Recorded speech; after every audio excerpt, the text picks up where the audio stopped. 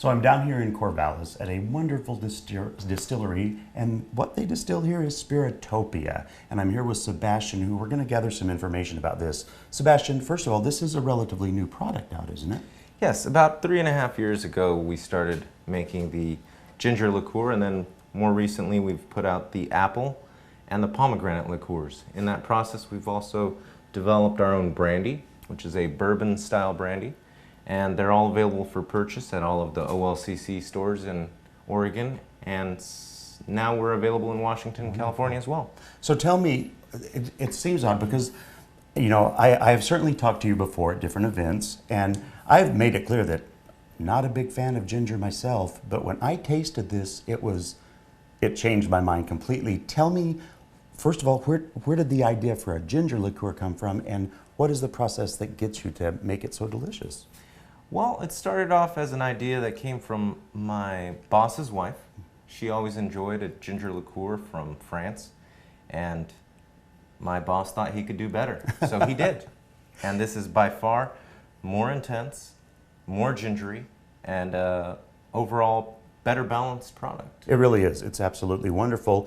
And you do really go through a very specific process on how do you keep the flavors the same consistently. Yes, we do all of our own analytical work, and we pride ourselves on the chemistry side of the liquor making process, as well as the blending process, which is traditionally done just by smelling and tasting, which we always love to do. And you even, I mean, it's not like you're buying powdered ginger. You actually get in the real ginger, shave it up, let it, I mean, you do it all right here. Absolutely. We start off with fresh ginger, and then we work our way up by basically dissolving it for about 3 months. And then we sweeten it at the very end and add a few spices just to balance out those flavors. So then next you did get an apple liqueur as well, and this is even newer, isn't it? This is Yes, that came out last summer, and that's made with Oregon and Washington apples. Nice. It's 100% apple and gluten-free, of course. And what we do is we blend a combination of the cider, the juice, and a apple brandy, which we make ourselves. And that is literally all that's in the bottle. So it is 100% apple. And so you mentioned the apple brandy. Tell me about that, because in my mind, because I'm no specialist in this field, I just enjoy the drink itself. It seems like brandy and liqueur are very different creatures. They are, very much so. So these are very easy to drink on their own, just with a little bit of ice or soda, and they're very fruit forward. So this really tastes like ginger, this really tastes like apple, and this really tastes like pomegranate.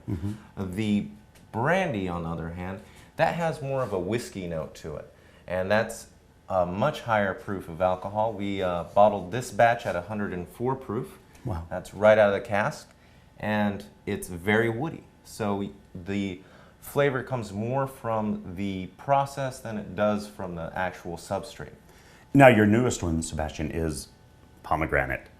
Yeah, pomegranate's made with the apple brandy that goes into our apple liqueur as well.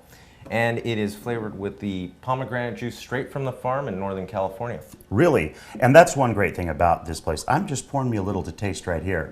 I think you should. Yeah, it's one great thing about Spiritopia is you really put effort in to getting products as locally as you can to make your stuff out of. Absolutely. We're definitely trying to do that with all of our products, and particularly sourcing from the West Coast. I have to say that once again, the same way when I tasted this one, it's pomegranate. It's absolutely delightful. True to the fruit is what we say here at Spiritopia. Wonderful. Well, you know, for more information on where you can find these wonderful products that really pay attention to how they're made and created for all of us, you can go to gardentime.tv. We'll click over to their website. Not only can you find the address and the hours for this wonderful tasting room, you can also find out where you can go and buy a bottle of it all for yourself. Thank you so much, Sebastian. I appreciate it. You're very welcome. It's my pleasure.